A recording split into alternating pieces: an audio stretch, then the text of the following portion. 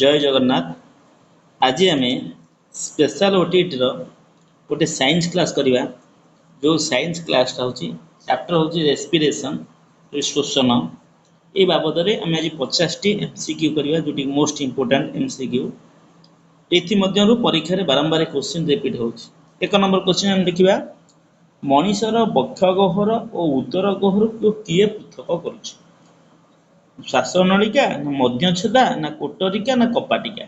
Actually उत्तर हम मध्यछदा।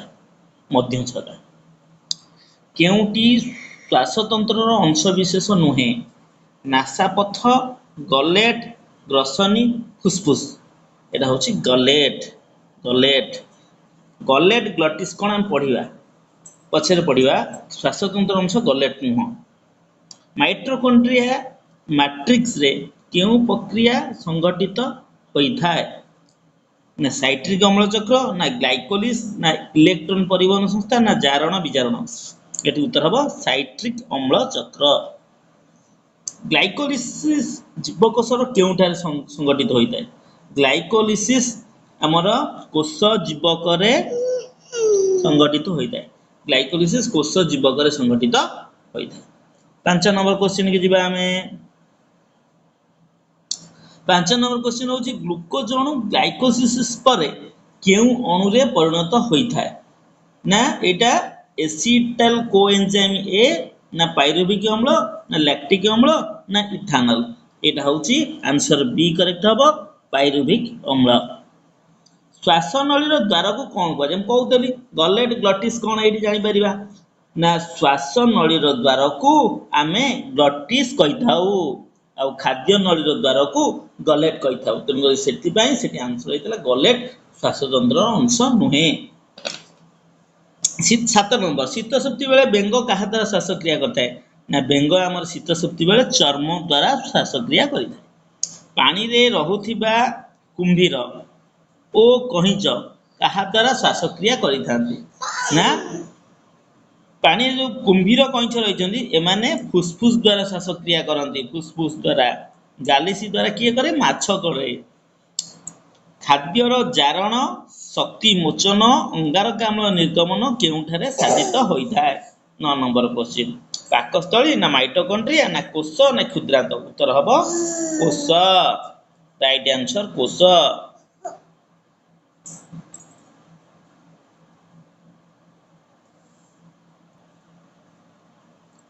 10 number question अम्लजान अभाव पेशीकोष शोषणर उत्पाद कौन। अम्लजान अभाव कौन उत्पन्न होता है ना अम्लजान अभाव लैक्टिक अम्ल जोटा कि आम गोड़े कि हाथ में क्रैम्प रका फस जाए से लैक्टिक अम्ल से क्रिएट होता है। 1953 मसीह साइट्रिक अम्लचक्र आविष्कार केउ वैज्ञानिक नोबेल पुरस्कार पाई। हैंस क्रेब्स ही नोबेल प्राइज पाई।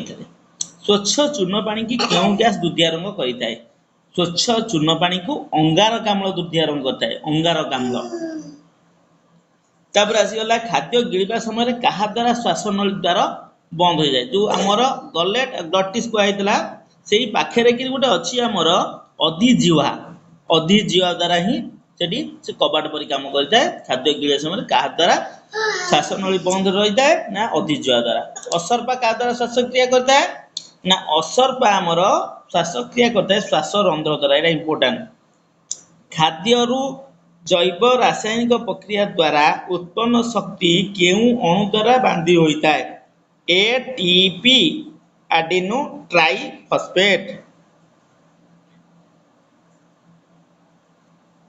वर्तमान 16 नंबर रक्तर केउठारे हिमोग्लोबिन अणु थाए ना रक्तर लोहित रक्त कणिकार। आंसर बी हम लोहित रक्त कणिकार हिमोग्लोबिन थाए।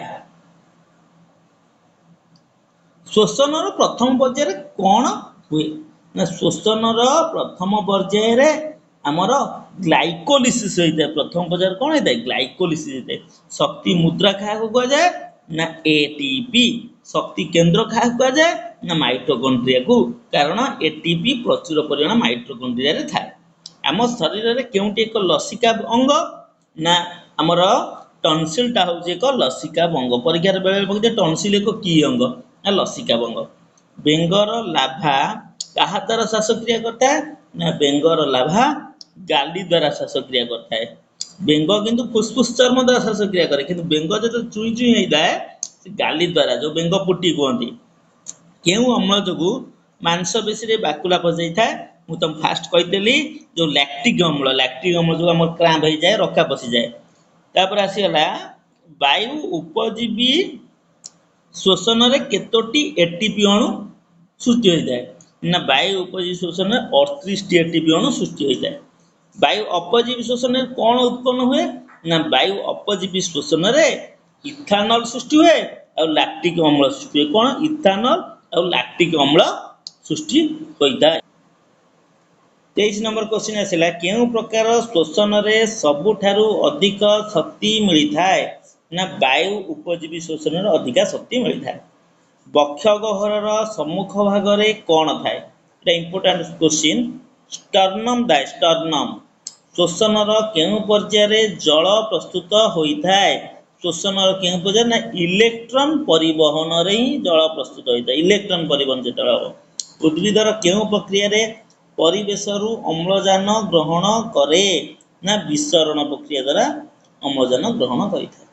जीवकोशर जैविक जारण प्रक्रिया केउ कोशर अंगीकार संगठित होता है ना, यहाँ माइटोकॉन्ड्रिया होता है। माइटोकॉन्ड्रिया फुसफुस कोटरिका को कौन घेरी रही है ना, रक्त जालक घेरी रही है। कौन रही है ना, रक्त जालक घेरी रही है।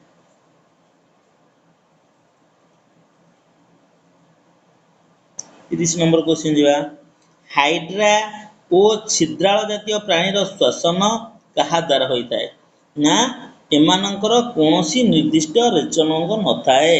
हाइड्रार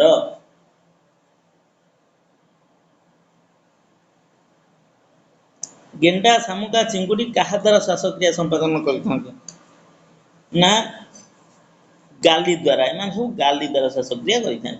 कोशीय शोषण केतोटी पर्यायर संपादित होता है ना, तीनोटी पर्यायर ही संपादित होता है। तीनोटी पर्यायर केउ जीवटी जीवनर विभिन्न अवस्था रे गाली, मुख गह्वर, चर्म और फुसफुस द्वारा श्वासक्रिया करिथाए ना, यहाँ आमर हम आंसर हम डी बेंग। शक्ति मुद्रा जदि एटीपी, शक्ति केन्द्र कही माइट्रोकॉन्ड्रिया। खाद्य शक्ति निर्गत होगा प्रक्रिया को शोषण कहुए। ग्रसनी निकट में थाई खाद्य और पवन को खाद्य नली और श्वासनली को प्रेरण करते अंगटी कौन ना, कबाट बड़ी से काम करता है। 36 नंबर सीटा, 36 नंबर सी नुह एटा उत्तर हम अधिजीवा। इलेक्ट्रॉन परिवहन संस्था विभिन्न ओ डैश बाहक अणु द्वारा गठित होता है ना, प्रोटॉन आउ इलेक्ट्रॉन। बी आंसर हम प्रोटॉन आउ इलेक्ट्रॉन। 38 नंबर क्वेश्चन आसिला, श्वसनर केउ अंश रे स्वर पेटिका थाए। श्वसनर केउ अंश ना, श्वास नली रे। माइटोकॉन्ड्रिया भीतर रसपूर्ण अंश को कौन कहा जाए ना, एटा मैट्रिक्स कह जाए। कौन कह जाए ना, मैट्रिक्स कह जाए। कहार उपस्थिति रे पाइरुविक अम्ल माइटोकॉन्ड्रिया भीतर मैट्रिक्स को प्रवेश करिथाए ना, अम्लजानर उपस्थिति रे ही होई। केउ जोड़ाटी असंबंधित माने कोउटा ठीक नुह। साप फुसफुस द्वारा ठीक अच्छी, उद्भिद स्टोम द्वारा ठीक अच्छी, एटा ठीक अच्छी, किंतु जोक चर्म द्वारा ठीक अच्छे। हाइड्रार कौन सी निर्दिष्ट कौन अंग ना श्वासक्रिया करने। हाइड्रा श्वासरंध्र नुहे, श्वासरंध्र हाइड्रा केबे भी नुहे। केउ प्रक्रिया द्वारा कोटरिकार अम्लजान अंगारकाम्ल गैस विनिमय होता है ना, अंगारकाम्ल अम्लजान गैस विनिमय कौटी हम ना, प्रतिसरण प्रक्रिया द्वारा। पेशीकोश अम्लजान अभाव पाइरुविक अम्ल के परिणत होता है ना, पाइरुविक अम्ल कौन परिणत हम ना, आमर लैक्टिक अम्ल परिणत हम। कौन लैक्टिक अम्ल परिणत हम से। प्रश्वास समय मनीषर बक्ष गह्वर पर केते शतकड़ा वृद्धि पाई जाए ना, 20 शतकड़ा वृद्धि पाई जाए। केउ जीव कोश पाइरुविक अम्ल 2 कार्बन युक्त इथानल बा सुरासर रे परिणत होता है ना, यहाँ केवल ईस्ट क्षेत्र।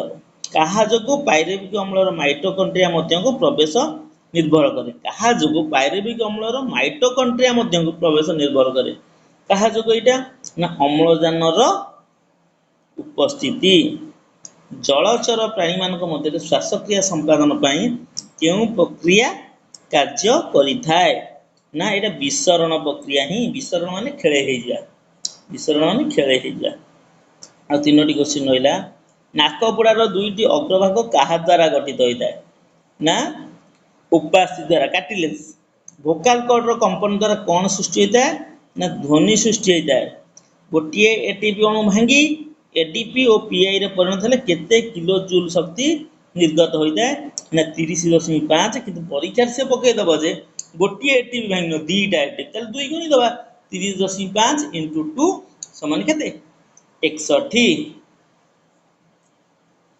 समस्त बुझी पारल 50 क्वेश्चन सरी गला या परे नेक्स्ट क्लास रे अलगा चैप्टर एमसीक्यू आनिबा थैंक यू।